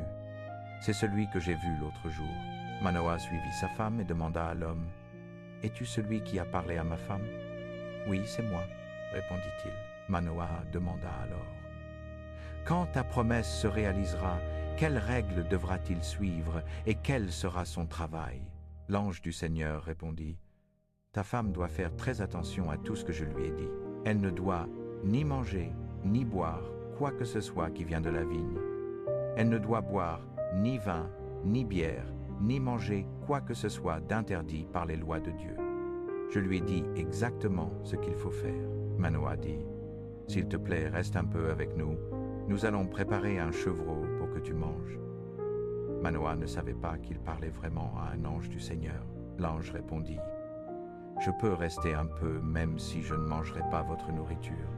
Mais si tu veux offrir le chevreau en sacrifice au Seigneur, ça ira. » Manoah dit, « Dis-nous ton nom pour que nous puissions t'honorer quand notre fils sera né. » « Non, » répondit l'ange, « Tu n'as pas besoin de connaître mon nom, et même si tu le connaissais, tu ne pourrais pas le comprendre. » Alors Manoah prit un chevreau, alla jusqu'à un grand rocher qu'il avait choisi comme autel, fit du feu sur le rocher, tua le chevreau et l'offrit avec du grain en sacrifice au Seigneur. Mais alors une chose incroyable arriva. La flamme monta vers le ciel, et l'ange du Seigneur monta vers le ciel dans la flamme. Manoah et sa femme se prosternèrent très bas quand ils virent cela. L'ange avait disparu, mais Manoah et sa femme comprirent que c'était un ange du Seigneur. Manoah dit, « Nous avons vu un ange, maintenant nous allons mourir. » Sa femme répondit, « Le Seigneur ne va pas nous tuer. Il a accepté notre sacrifice et notre offrande de grain. Il nous a fait voir quelque chose d'incroyable, et en plus, il nous a dit que nous allons avoir un fils. » Plus tard, la femme de Manoah mit au monde un fils, et elle l'appela Samson. Pendant que l'enfant grandissait, le Seigneur le bénissait.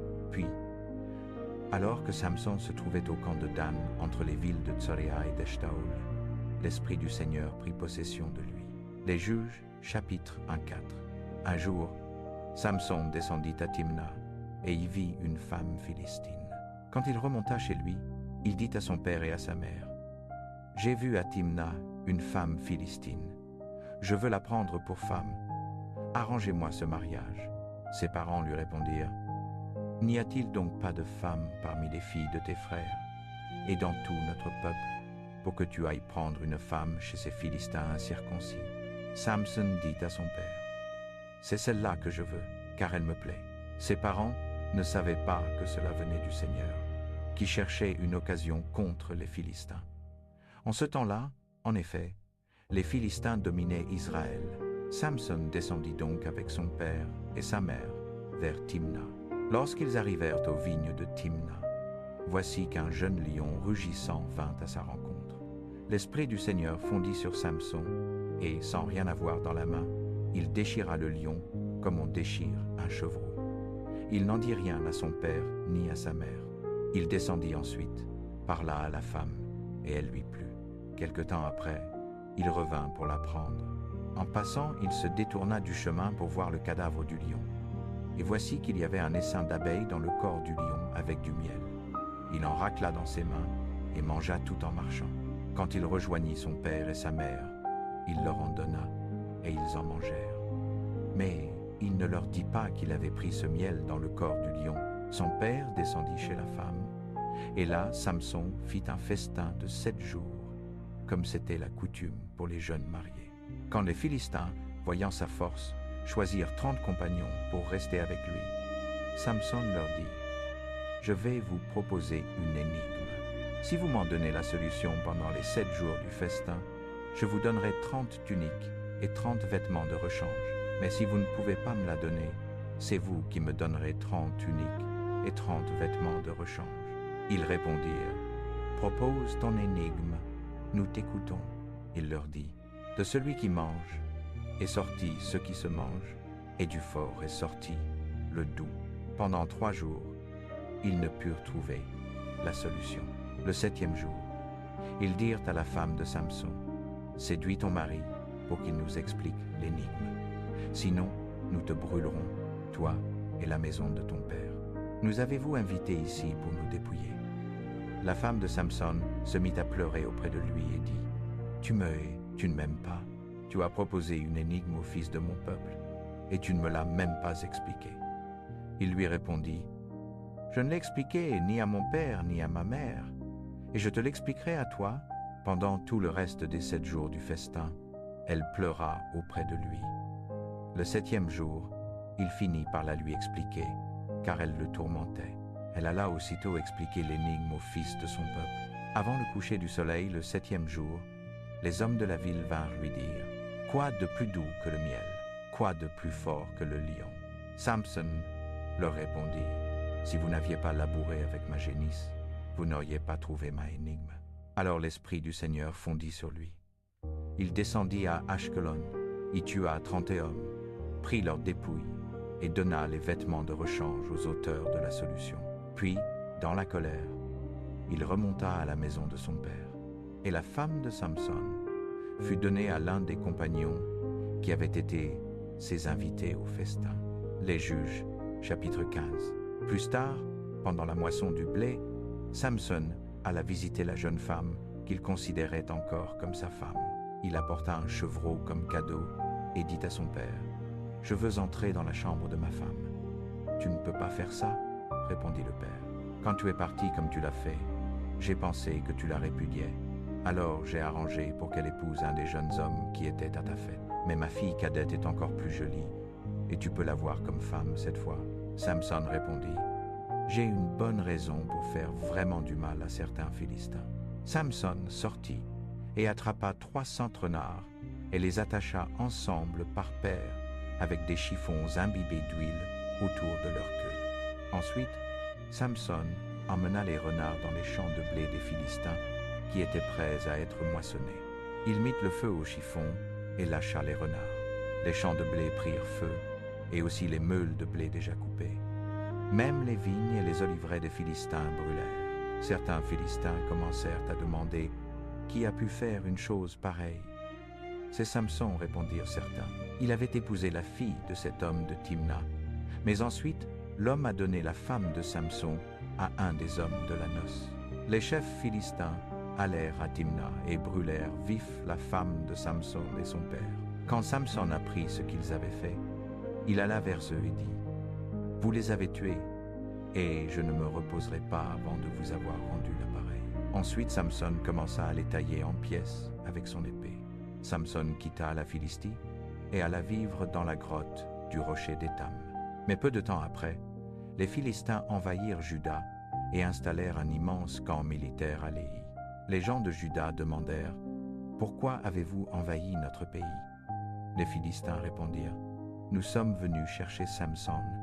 Nous allons lui faire les mêmes choses qu'il a faites à notre peuple. » 3000 hommes de Juda allèrent à la grotte du rocher d'Étam et dirent à Samson, « Ne sais-tu pas que les Philistins nous dominent et qu'ils vont nous punir pour ce que tu as fait ?»« Je ne faisais que leur rendre l'appareil, » répondit Samson.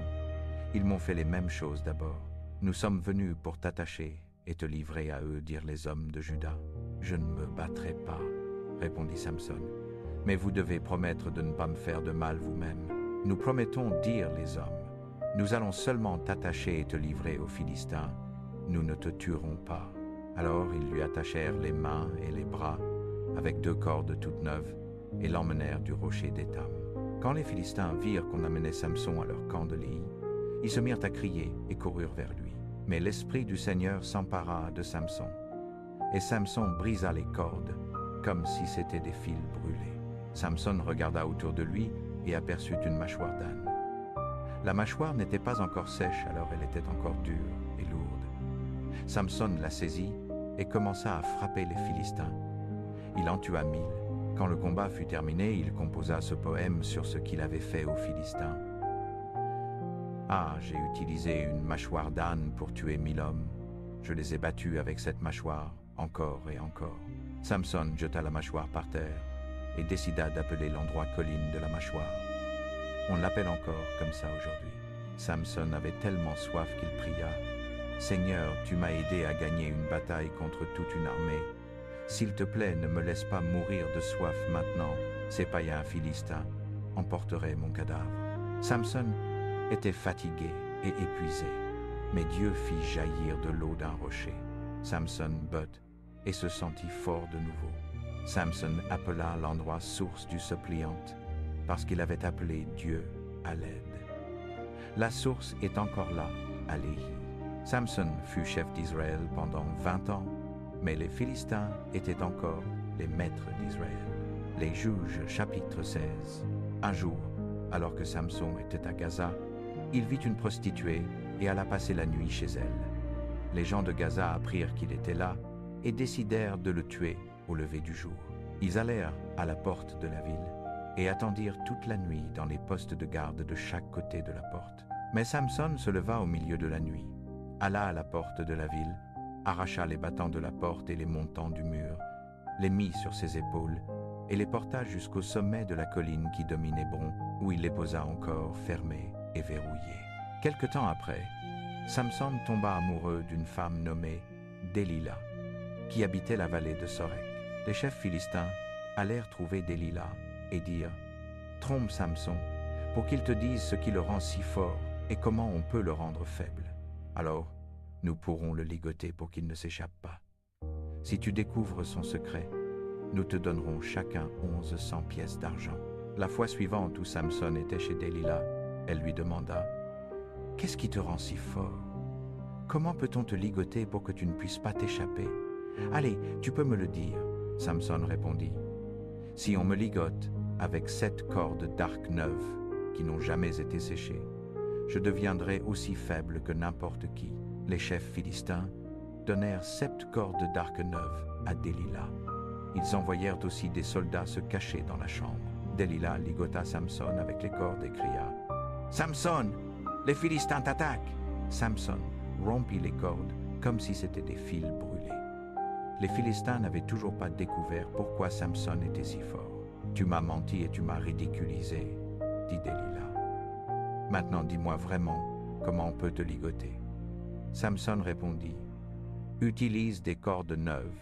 Si on me ligote avec des cordes qui n'ont jamais servi, je serai aussi faible que n'importe qui. » Délila prit des cordes neuves, fit encore cacher des Philistins dans la chambre, ligota les bras de Samson et cria « Samson, les Philistins t'attaquent !» Samson rompit les cordes comme si c'était des fils. « Tu continues à mentir et à me ridiculiser, » dit Délila. « Dis-moi comment on peut te ligoter. » Samson répondit « Mes cheveux sont en 7 tresses. Si tu tisses mes tresses dans les fils d'un métier à tisser, et que tu fixes le métier au mur avec un clou, je serai aussi faible que n'importe qui. » Pendant que Samson dormait, Délila tissa ses tresses dans les fils du métier et cloua le métier au mur. Puis elle cria « Samson, les Philistins t'attaquent !» Samson se réveilla, arracha le métier de ses piquets dans le sol et du clou dans le mur, puis dégagea ses cheveux du tissu tissé. « Samson, dit Délila, tu dis que tu m'aimes, mais ce n'est pas vrai. Tu m'as ridiculisé 3 fois et tu ne m'as toujours pas dit pourquoi tu es si fort. » Délila le harcela et le tourmenta jour après jour jusqu'à ce qu'il n'en puisse plus. Finalement, Samson lui dit la vérité. « J'appartiens à Dieu depuis ma naissance, alors mes cheveux n'ont jamais été coupés. Si on me les coupait, ma force me quitterait et je deviendrais aussi faible que n'importe qui. » Délila comprit qu'il disait enfin la vérité. Elle envoya quelqu'un dire au chef philistin « Venez encore une fois chez moi, Samson m'a enfin dit la vérité. » Les chefs philistins vinrent chez Délila en apportant l'argent qu'il lui avait promis. Délila endormit Samson, la tête posée sur ses genoux. Elle fit signe à un Philistin qui coupa les 7 tresses de Samson.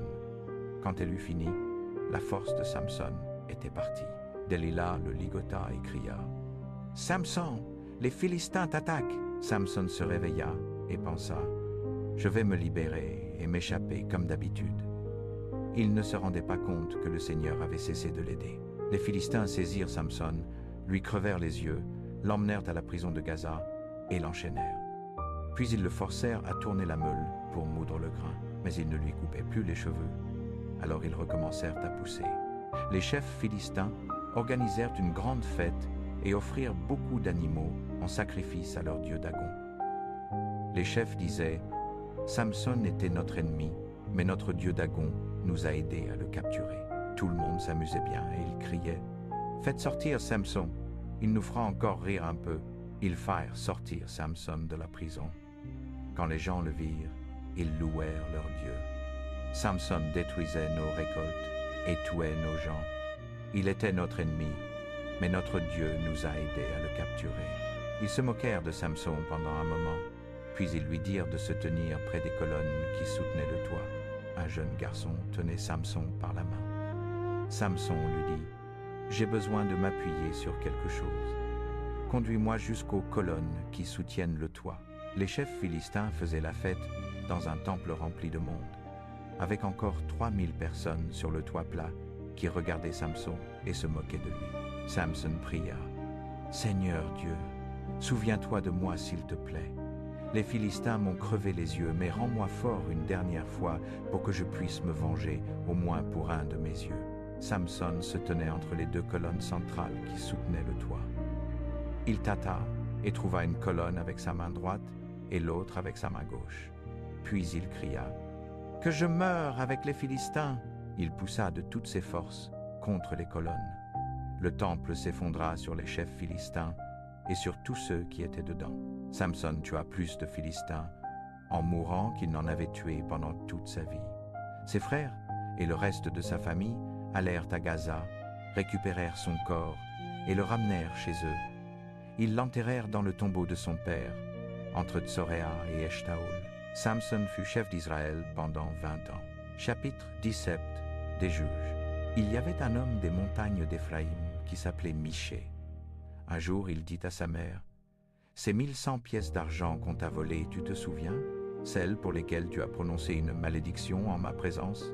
Eh bien, c'est moi qui les avais prises. » Sa mère répondit, « Que le Seigneur bénisse mon fils. » Michée rendit alors l'argent à sa mère.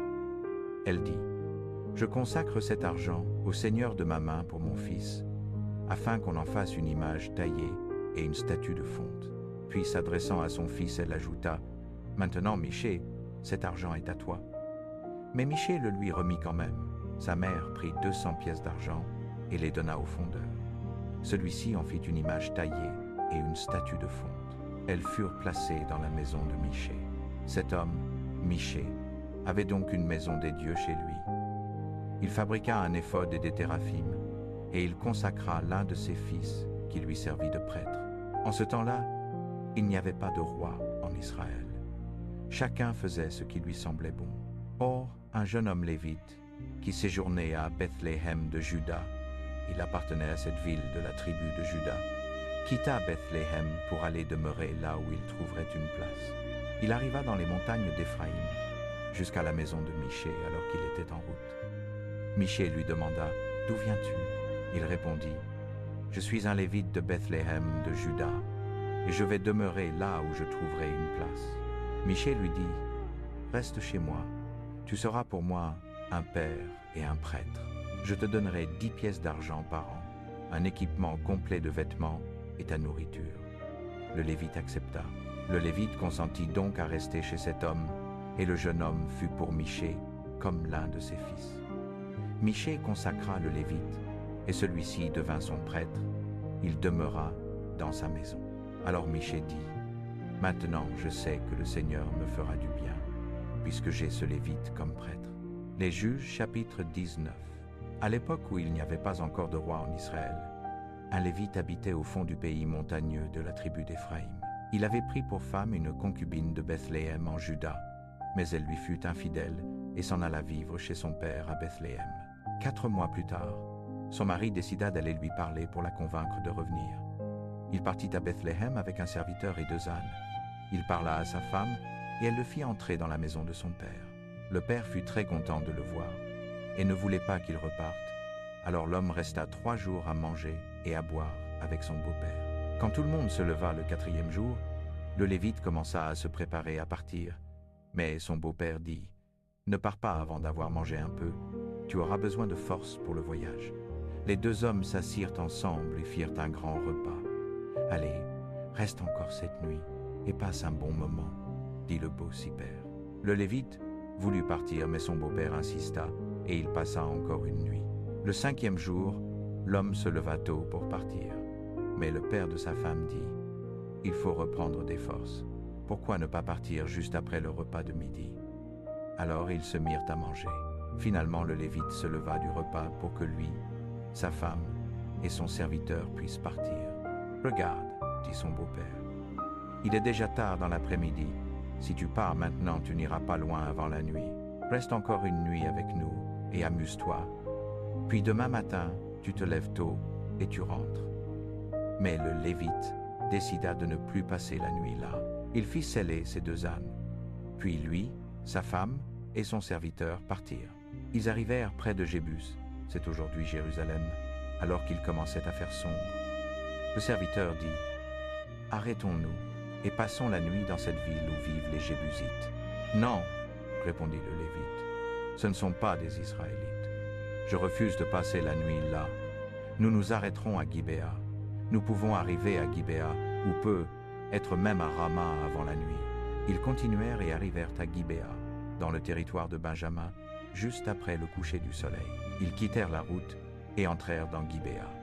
Mais le Lévite ne trouva aucune maison où on voulait bien les accueillir pour la nuit. Ils s'assirent sur la place publique, juste à l'intérieur des portes de la ville.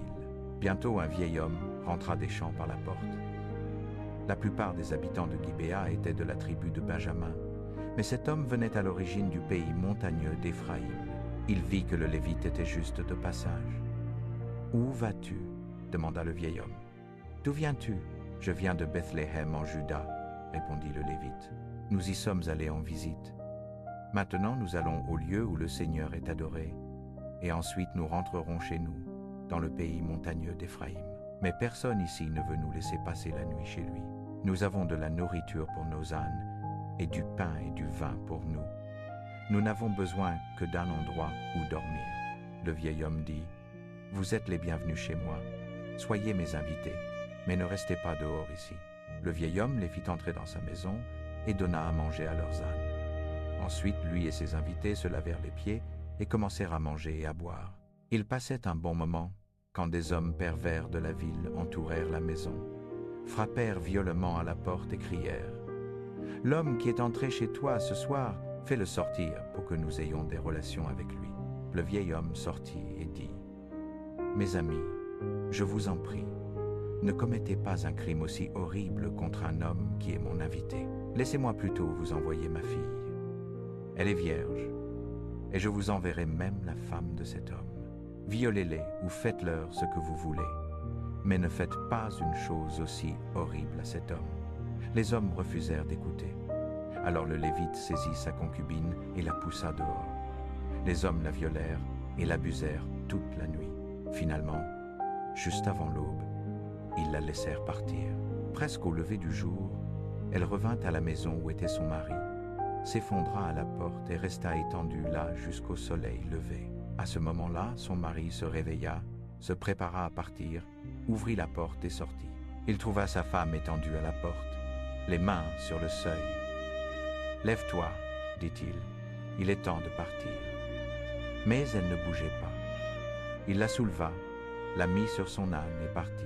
Quand il arriva chez lui, il prit un couteau de boucher et coupa son corps en 12 morceaux. Puis il envoya des messagers porter un morceau à chacune des tribus d'Israël en disant « Demandez à tout le monde si une chose pareille est déjà arrivée depuis qu'Israël est sorti d'Égypte. Dites-leur d'y réfléchir, d'en discuter et de nous dire ce qu'il faut faire. » Tous ceux qui virent un morceau du corps dirent « C'est horrible. Rien de pareil n'est jamais arrivé depuis le jour où Israël est sorti d'Égypte. » Les Juges, chapitre 18. Ces événements eurent lieu à l'époque où il n'y avait pas encore de roi en Israël. À cette période, la tribu de Dan cherchait un territoire où s'établir. Les autres tribus avaient leurs terres, mais les gens de Dan n'en avaient vraiment aucune à eux. La tribu choisit 5 guerriers pour représenter leur clan et leur dit « Allez explorer et trouver un endroit où nous puissions vivre. » Les guerriers quittèrent la région de Tsoréa et d'Eshtaol et montèrent dans le pays montagneux d'Éphraïm.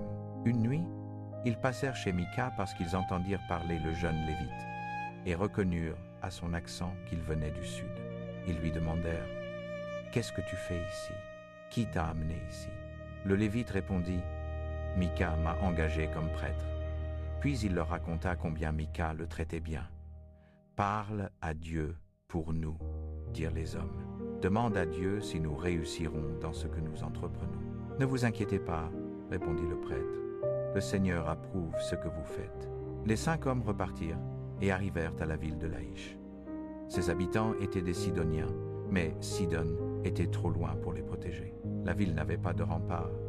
Les gens se croyaient en sécurité et n'avaient demandé protection à personne. Cela signifiait que la tribu de Dan pouvait facilement s'en emparer. Les 5 hommes retournèrent à Tsoréa et Eshtaol. Leurs parents leur demandèrent « Avez-vous trouvé de la terre ?»« Allons-y, dirent les 5 hommes. Nous avons vu une très bonne terre, assez grande pour nous tous, avec tout ce qu'il nous faudra jamais. Qu'est-ce que vous attendez? Partons l'attaquer et prenons-la, vous verrez. Les gens s'y croient en sécurité, mais Dieu nous donne cette terre. » 600 hommes de la tribu de Dan ceinturent leurs armes et quittèrent Tsoréa et Eshtaol avec leurs familles. Une nuit, ils campèrent près de Kiriath-Yearim en Juda. C'est pourquoi l'endroit à l'ouest de Kiriath-Yearim s'appelle encore aujourd'hui le camp de Dan. Ensuite, ils montèrent dans le pays montagneux d'Éphraïm. Quand ils arrivèrent près de la maison de Mika, les 5 hommes qui avaient fait l'espionnage demandèrent aux autres guerriers « Savez-vous qu'il y a dans ce village quelqu'un qui possède plusieurs idoles et un éphod sacerdotal? Qu'en pensez-vous? Qu'allons-nous faire ?» Les 600 guerriers quittèrent la route et allèrent à la maison de Mika, où habitait le jeune prêtre lévite. Ils se tinrent à la porte et saluèrent le prêtre. Pendant ce temps, les 5 hommes qui étaient déjà venus entrèrent dans la maison de Mika et prirent l'éphod, les idoles et l'image sculptée. « Hé !» cria le prêtre. « Qu'est-ce que vous faites ?»« Tais-toi, dirent les hommes. Ferme la bouche et écoute. Pourquoi ne viendrais-tu pas avec nous et ne serais-tu pas notre prêtre? Tu pourrais rester ici prêtre pour la famille d'un seul homme, ou alors être prêtre pour tout un clan, voire pour toute une tribu d'Israël. L'idée plut beaucoup au prêtre. Il prit l'éphod, les idoles, et rejoignit les gens de Dan. Puis ils repartirent, après avoir mis devant eux leurs enfants, leur bétail et tout le reste de leurs biens. Ils avaient déjà marché un bon moment quand Mika réunit ses voisins pour récupérer ses affaires. Lui et ses hommes rattrapèrent les gens de Dan et leur crièrent d'arrêter. Ceux-ci se retournèrent et dirent « Qu'y a-t-il? Pourquoi venez-vous avec tous ces hommes ?» Mika répondit « Vous savez très bien ce qu'il y a. Vous avez volé les dieux que j'avais faits et vous avez pris mon prêtre. Il ne me reste plus rien. » « Elle ne veut plus rien entendre, » dirent les gens de Dan. « Et si tu nous mets en colère, toi et ta famille, vous serez tués. » Après cela, ils repartirent. Mika vit qu'ils étaient trop nombreux pour lui et rentra chez lui. La tribu de Dan prit le prêtre de Mika et tout ce que Mika avait fabriqué, puis se dirigea vers Laïch, situé dans une vallée près de Beth-Rehob. Laïch n'avait pas de rempart et était trop loin de Sidon pour que les Sidoniens viennent la défendre. Les habitants n'avaient même pas demandé d'alliance aux villes voisines en cas d'attaque. Les guerriers de Dan lancèrent une attaque surprise sur Laïch, tuèrent tout le monde et brûlèrent la ville. Ensuite, ils la rebâtirent et s'y installèrent. Ils lui donnèrent le nom de Dan, d'après le nom de Dan, leur ancêtre, même si le sanctuaire du Seigneur était à Silo. Les gens de Dan dressèrent l'idole que Mika avait faite. Ils l'adorèrent, et le Lévite fut leur prêtre. Il s'appelait Jonathan. Il était descendant de Gershom, fils de Moïse. Ses descendants restèrent prêtres pour la tribu de Dan, jusqu'au jour où le peuple d'Israël fut emmené en captivité par ses ennemis. Les Juges, chapitre 19. À l'époque où il n'y avait pas encore de roi en Israël, un Lévite habitait au fond du pays montagneux de la tribu d'Éphraïm. Il avait pris pour femme une concubine de Bethléem en Juda, mais elle lui fut infidèle et s'en alla vivre chez son père à Bethléem. 4 mois plus tard, son mari décida d'aller lui parler pour la convaincre de revenir. Il partit à Bethléem avec un serviteur et 2 ânes. Il parla à sa femme et elle le fit entrer dans la maison de son père. Le père fut très content de le voir et ne voulait pas qu'il reparte. Alors l'homme resta 3 jours à manger et à boire avec son beau-père. Quand tout le monde se leva le 4e jour, le Lévite commença à se préparer à partir, mais son beau-père dit « Ne pars pas avant d'avoir mangé un peu, tu auras besoin de force pour le voyage. » Les 2 hommes s'assirent ensemble et firent un grand repas. « Allez, reste encore cette nuit et passe un bon moment, » dit le beau cispère. Le Lévite voulut partir, mais son beau-père insista et il passa encore une nuit. Le 5e jour, l'homme se leva tôt pour partir, mais le père de sa femme dit « Il faut reprendre des forces. Pourquoi ne pas partir juste après le repas de midi ?» Alors ils se mirent à manger. Finalement, le Lévite se leva du repas pour que lui, sa femme et son serviteur puissent partir. « Regarde, » dit son beau-père, « il est déjà tard dans l'après-midi. Si tu pars maintenant, tu n'iras pas loin avant la nuit. Reste encore une nuit avec nous et amuse-toi, puis demain matin tu te lèves tôt et tu rentres. » Mais le Lévite décida de ne plus passer la nuit là. Il fit seller ses 2 ânes, puis lui, sa femme et son serviteur partirent. Ils arrivèrent près de Jébus, c'est aujourd'hui Jérusalem, alors qu'il commençait à faire sombre. Le serviteur dit « Arrêtons-nous et passons la nuit dans cette ville où vivent les Jébusites. »« Non, » répondit le Lévite, « ce ne sont pas des Israélites, je refuse de passer la nuit là. Nous nous arrêterons à Guibéa, nous pouvons arriver à Guibéa, ou peut être même à Rama avant la nuit. » Ils continuèrent et arrivèrent à Gibéa, dans le territoire de Benjamin, juste après le coucher du soleil. Ils quittèrent la route et entrèrent dans Gibéa. Mais le Lévite ne trouva aucune maison où on voulait bien les accueillir pour la nuit. Ils s'assirent sur la place publique, juste à l'intérieur des portes de la ville. Bientôt, un vieil homme rentra des champs par la porte. La plupart des habitants de Gibéa étaient de la tribu de Benjamin, mais cet homme venait à l'origine du pays montagneux d'Éphraïm. Il vit que le Lévite était juste de passage. « Où vas-tu » demanda le vieil homme. « D'où viens-tu » ? « Je viens de Bethléem en Juda, » répondit le Lévite. « Nous y sommes allés en visite. Maintenant, nous allons au lieu où le Seigneur est adoré, et ensuite, nous rentrerons chez nous dans le pays montagneux d'Éphraïm. Mais personne ici ne veut nous laisser passer la nuit chez lui. Nous avons de la nourriture pour nos ânes et du pain et du vin pour nous. Nous n'avons besoin que d'un endroit où dormir. » Le vieil homme dit « Vous êtes les bienvenus chez moi. Soyez mes invités, mais ne restez pas dehors ici. » Le vieil homme les fit entrer dans sa maison et donna à manger à leurs ânes. Ensuite, lui et ses invités se lavèrent les pieds et commencèrent à manger et à boire. Ils passaient un bon moment quand des hommes pervers de la ville entourèrent la maison, frappèrent violemment à la porte et crièrent « L'homme qui est entré chez toi ce soir, fais-le sortir pour que nous ayons des relations avec lui. » Le vieil homme sortit et dit « Mes amis, je vous en prie, ne commettez pas un crime aussi horrible contre un homme qui est mon invité.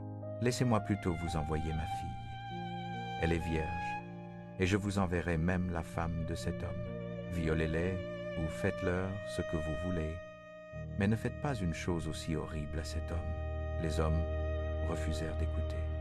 Alors le Lévite saisit sa concubine et la poussa dehors. Les hommes la violèrent et l'abusèrent toute la nuit. Finalement, juste avant l'aube, ils la laissèrent partir. Presque au lever du jour, elle revint à la maison où était son mari, s'effondra à la porte et resta étendue là jusqu'au soleil levé. À ce moment-là, son mari se réveilla, se prépara à partir, ouvrit la porte et sortit. Il trouva sa femme étendue à la porte, les mains sur le seuil. « Lève-toi, dit-il, il est temps de partir. » Mais elle ne bougeait pas. Il la souleva, la mit sur son âne et partit. Quand il arriva chez lui, il prit un couteau de boucher et coupa son corps en 12 morceaux. Puis il envoya des messagers porter un morceau à chacune des tribus d'Israël en disant « Demandez à tout le monde si une chose pareille est déjà arrivée depuis qu'Israël est sorti d'Égypte. Dites-leur d'y réfléchir, d'en discuter et de nous dire ce qu'il faut faire. » Tous ceux qui virent un morceau du corps dirent « C'est horrible. Rien de pareil n'est jamais arrivé depuis le jour où Israël est sorti d'Égypte. Chapitre 20 des Juges. Tous les Israélites, depuis Dan jusqu'à Beer-Sheba, et même depuis le pays de Galaad, sortirent comme un seul homme. La communauté tout entière se réunit devant le Seigneur à Mispa. Les chefs de tout le peuple, toutes les tribus d'Israël, se présentèrent dans l'assemblée du peuple de Dieu, 400 000 hommes de pied, capables de tirer l'épée. Les Benjaminites apprirent que les Israélites étaient montés à Mispa. Les Israélites prirent la parole et dirent: « Racontez-nous comment ce crime abominable a été commis. » Alors le Lévite, mari de la femme assassinée, répondit: « J'étais arrivé avec ma concubine à Gibéa, qui appartient à Benjamin, pour y passer la nuit. Les habitants de Gibéa se sont levés contre moi et ont entouré la maison pendant la nuit. Ils voulaient me tuer, mais c'est ma concubine qu'ils ont violée, et elle est morte. J'ai pris ma concubine, je l'ai coupée en morceaux, et j'en ai envoyé un morceau dans chaque région de l'héritage d'Israël, car ils ont commis un crime et une infamie en Israël. Vous voici tous, Israélites, décidez aujourd'hui ce qu'il faut faire. » Tout le peuple se leva comme un seul homme et dit: « Aucun de nous ne retournera chez lui, aucun ne regagnera sa maison. Voici ce que nous ferons maintenant à Gibéa. Nous tirerons au sort pour désigner ceux qui monteront contre elle. Nous prendrons dans toutes les tribus d'Israël 10 hommes sur 100, 100 sur 1000, 1000 sur 10 000, pour procurer des vivres au reste du peuple, afin qu'à leur retour, ils traitent Gibéa de Benjamin, selon toute l'infamie qu'elle a commise en Israël. » Ainsi tous les hommes d'Israël se rassemblèrent contre la ville, unis comme un seul homme. Les tribus d'Israël envoyèrent des hommes dans toute la tribu de Benjamin pour dire: « Quel est ce crime horrible qui s'est commis chez vous? Livrez-nous maintenant ces hommes pervers qui sont à Gibéa.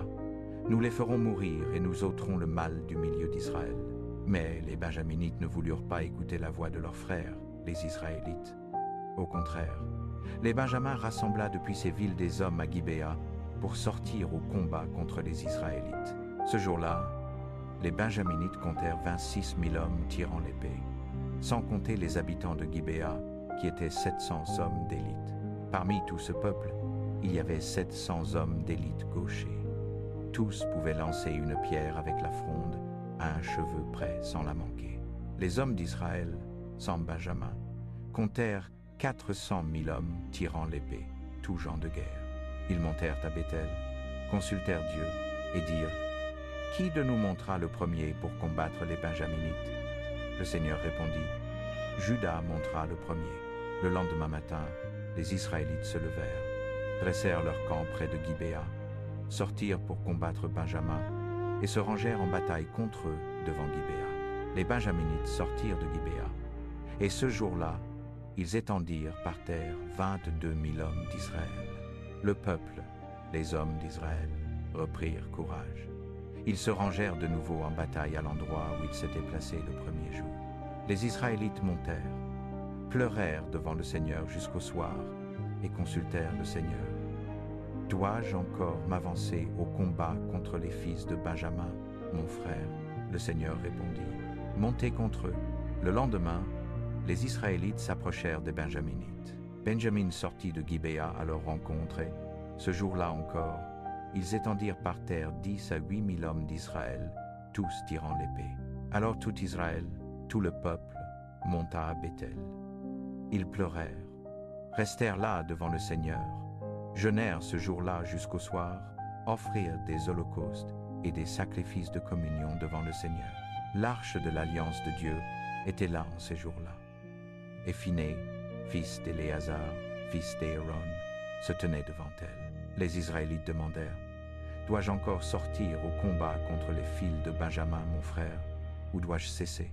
Le Seigneur répondit: « Montez, car demain je les livrerai entre vos mains. » Israël plaça des hommes en embuscade tout autour de Gibéa. Le troisième jour, les Israélites montèrent contre les Benjaminites et se rangèrent devant Gibéa, comme les autres fois. Les Benjaminites sortirent à la rencontre du peuple. Ils furent attirés loin de la ville.